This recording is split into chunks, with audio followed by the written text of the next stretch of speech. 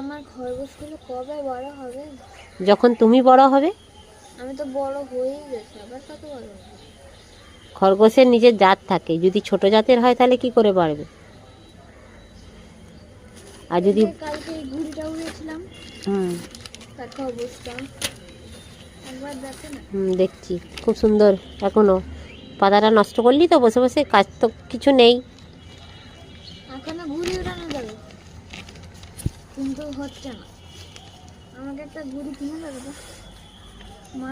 না গো, ঘুড়ি উড়ালে হাত পা ভাঙবার চান্স থাকে, ছাদ থেকে পড়ার চান্স থাকে, দরকার নেই। কিনে দিতে হবে না, একটা খুঁজে দেবে তো? না গো, খুঁজেও দেবো না। এখানে যদি কোনোদিন একটা পরে বানানো হয়। আবার কান্না করে, নাকে কাঁদো না, ভালো লাগে না।